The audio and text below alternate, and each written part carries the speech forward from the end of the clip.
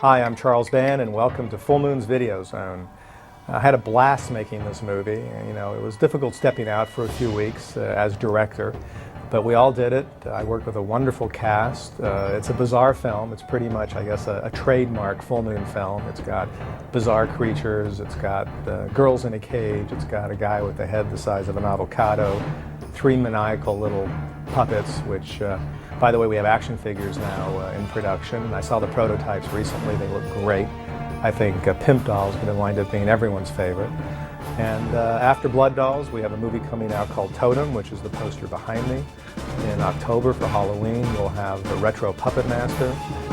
After Retro, we have The Dead Hate the Living, which I'm excited about, a very straight, zombie, gooey, gross movie by Dave Parker. And in December will be our first urban film under the Alchemy label called Ragdoll. You guys should check all these pictures out.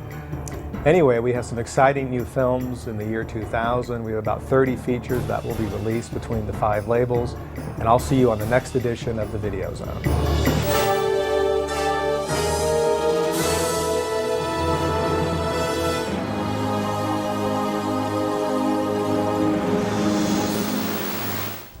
Full Moon Pictures invites you to witness their newest blood-soaked masterpiece.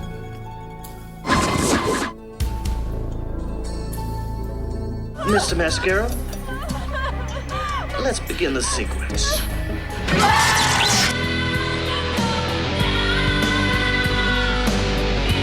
Blood Dolls. And action. Charles Band returns to the director's chair to tell this strange tale of love, horror, and musical mayhem. So listen carefully and be very afraid of what you're about to experience. Stop! Well, I came up with the idea for Blood Dolls really thinking about a way to combine a number of elements. I wanted to make sure we had like a rock and roll sort of underpinning to the film.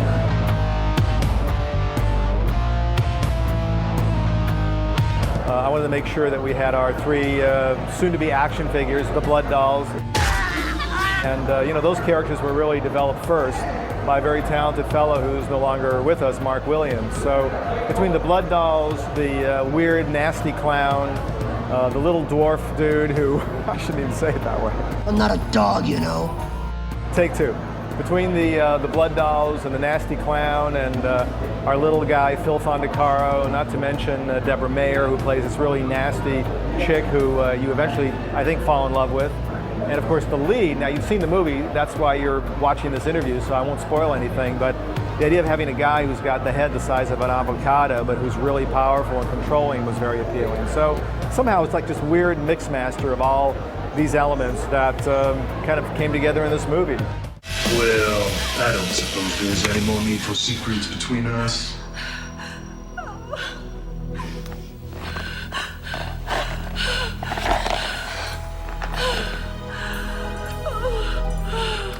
Close your mouth, Cindy dear. It's rude. Well, he's an eccentric software billionaire genius who's been put in a real bad mood.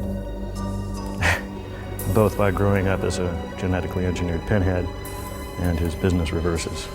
Then I am extremely displeased. I do not like reading about myself in the papers, especially when my name is coupled with the phrase billion-dollar loss. As an actor, I don't go through a lot of, like, wow, what would it be like to grow up a pinhead? Because, come on, you just jump in there and do it. You know, I like the script, a certain sort of nasty quality in the writing where, you know, all the characters are just animals. You know? Ow! Try to pay attention. Yes. Shut up. Keep kissing and listen. Yes. Now, those idiots think that we've checkmated Virgil Travis, but I know better. He's still in the game. You really think he'd go and murder people? Why not? We've had people murdered. I wouldn't say she has a heart of gold, but she's, you know, and she doesn't even mean well.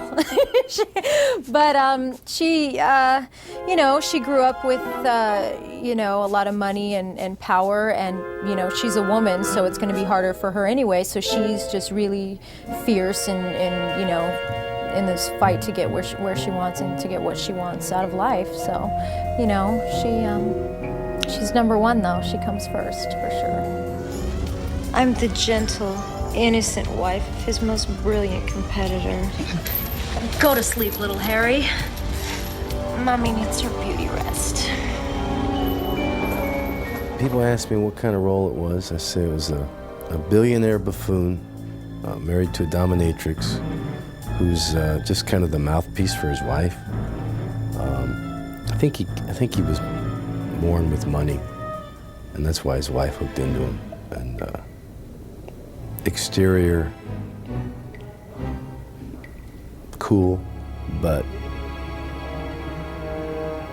kind of weird too. Is there anything in this world more pathetic than a man? I think not. No!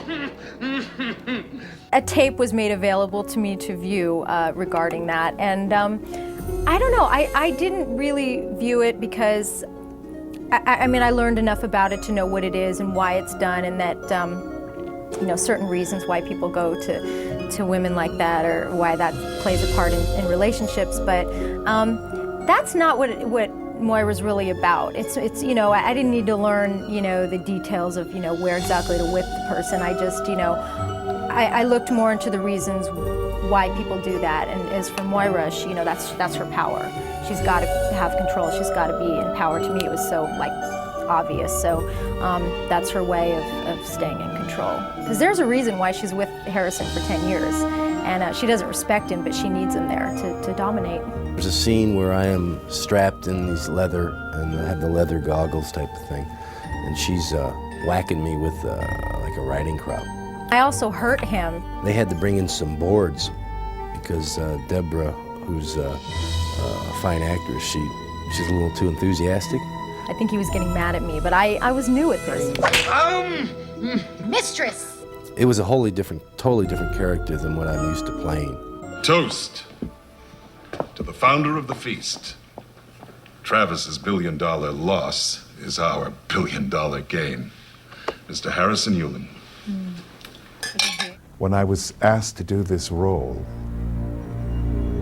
I was never given the script.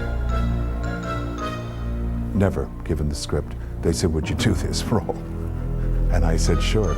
So they sent me the sides, the lines, and that was just about it. Nicholas Worth has worked for us before. He's terrific and made a great victim. I go on to what's called first impressions. When I read the sides that were given to me, I knew what this person was about.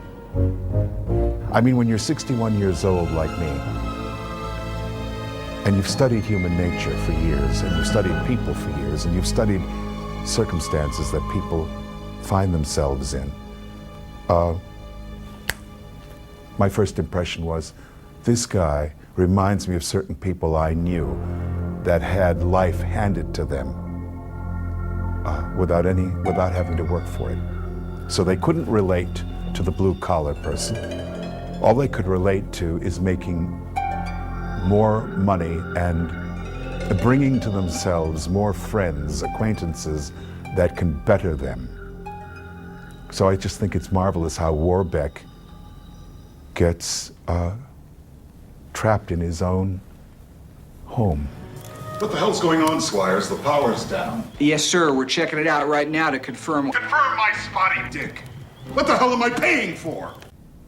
Where he treats his people like dung is where he's brought down.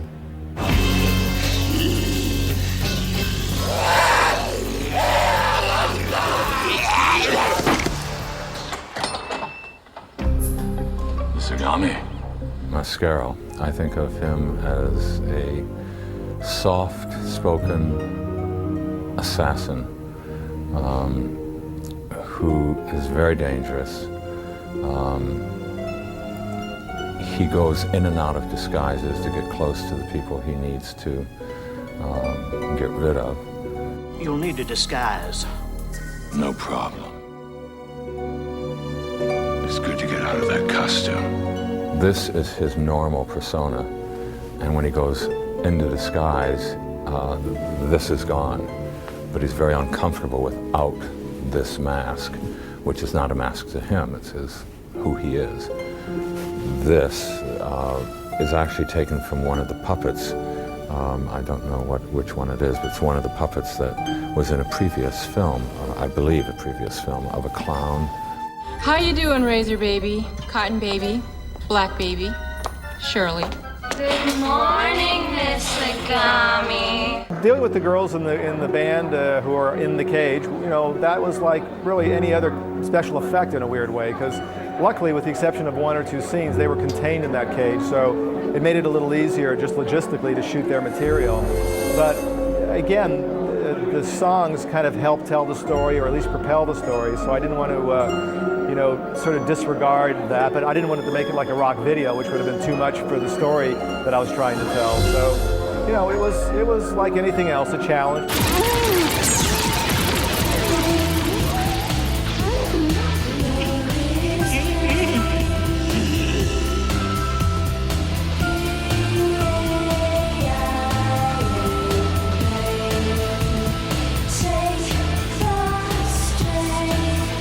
There's nobody in the movie that's innocent, except for the girls, I suppose, the band. I had more energy toward them than I did the dolls. I didn't feel them to be a threat. I felt they were, maybe I could have fun with them, enjoy them.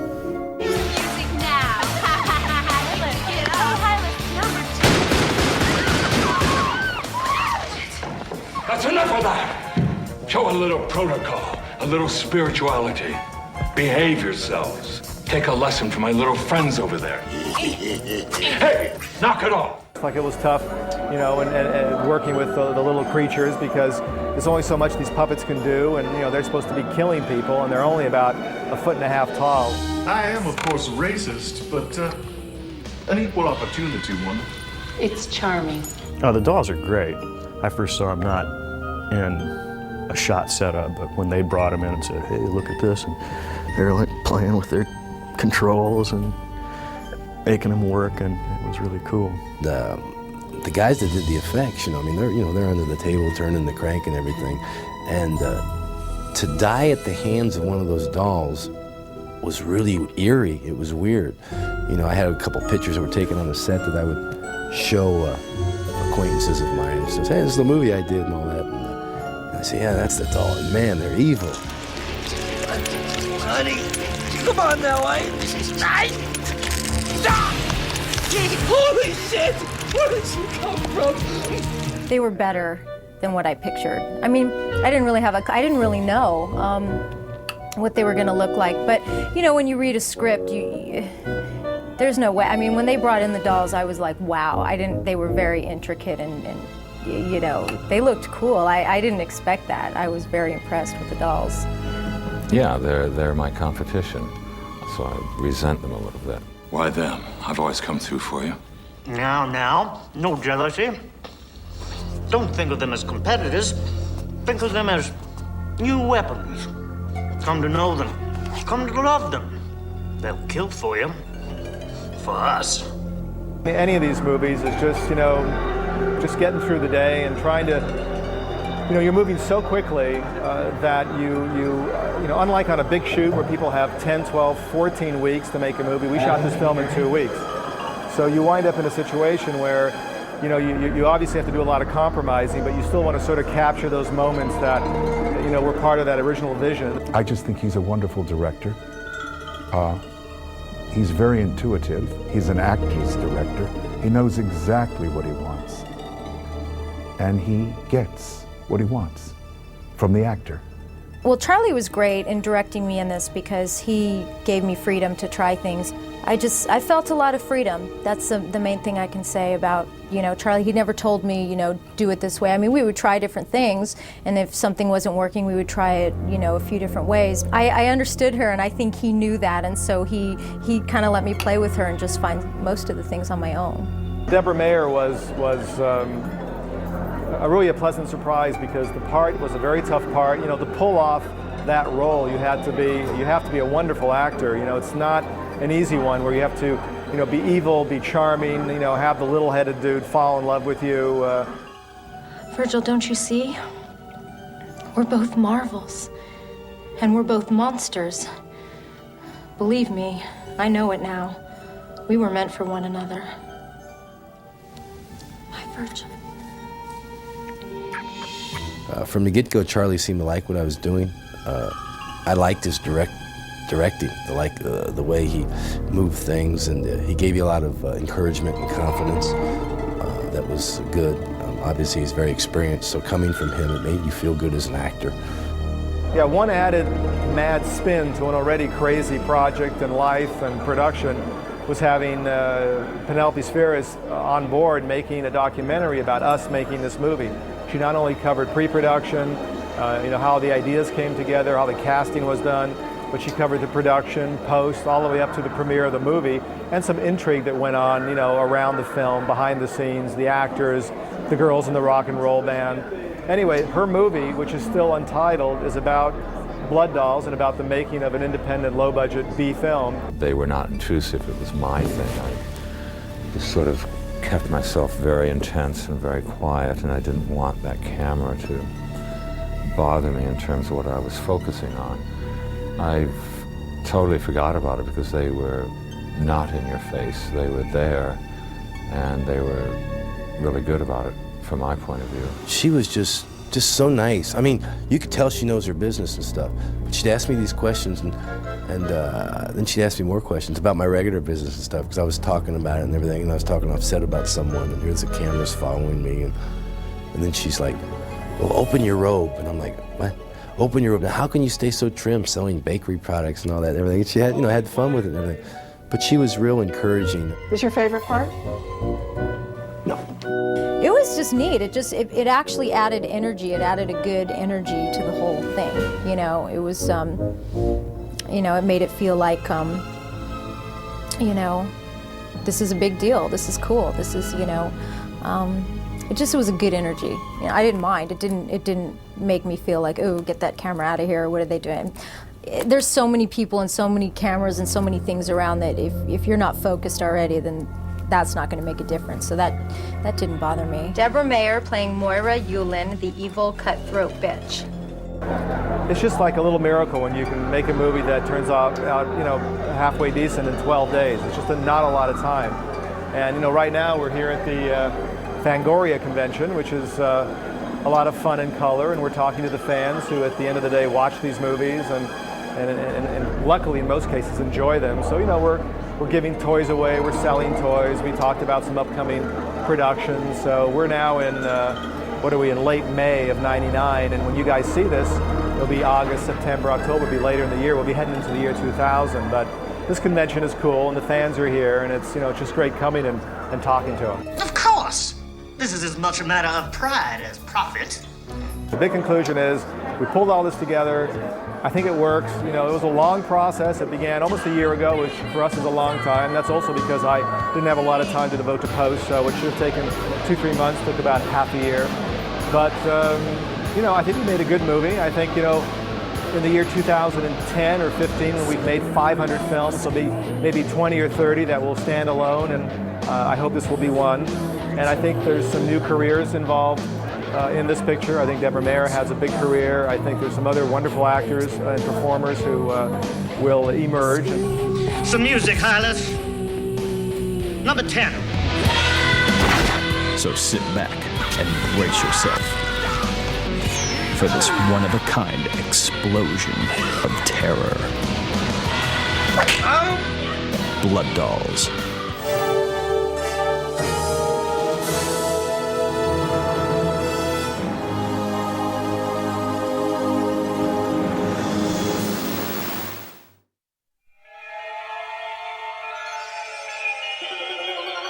dead of night, they came to this house, chosen for a mysterious purpose. It is time for a story. Tonight's a very special night of the year for me. Tonight marks the 300th anniversary of my ancestors' death. For the crimes of witchcraft, we, the goodly servants of the Lord, sentence thee, Lilith of Fae, to eternal damnation. I never got to tell you all the stuff about this old house. They say the original LaFay family had this mansion shipped, brick by brick, to Massachusetts from their estate in France. It's haunted. What happened to the lights? Yo, anyone. I invoke the spirits of my dread clan.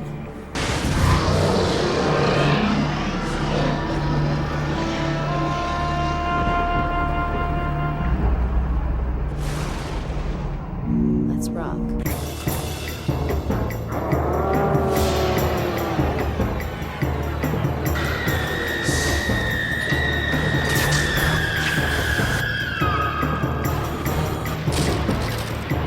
What's happening? Do you believe in evil spirits?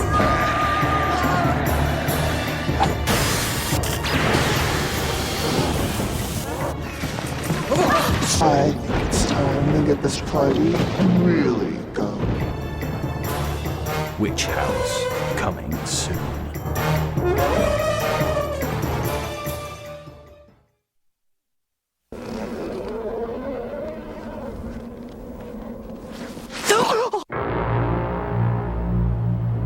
They thought he was dead. They forgot about the bloodstone.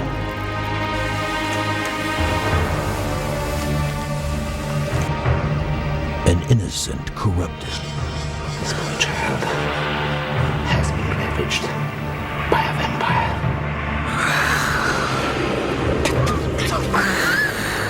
Please, kill me. A creature of pure evil. Vlad of Vladislas is a figment of folklore. He has pursued her relentlessly. As my child. What brings you to Bucharest, Master? Vengeance. He'll find me.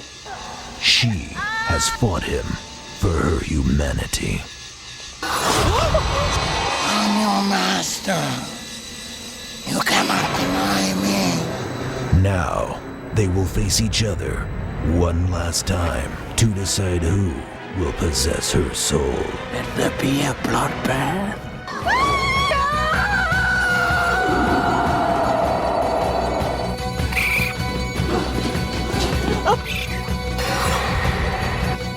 We must destroy him, Master.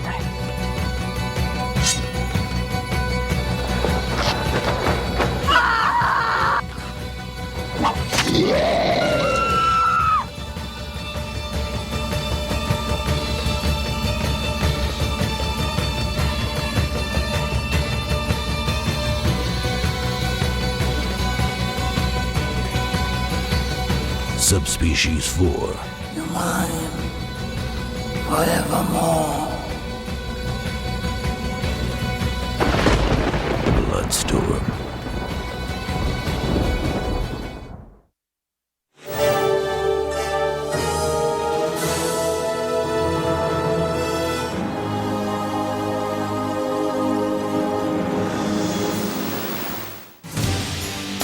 Now you can own these tiny tears of Full Moon's newest movie, Blood Dolls.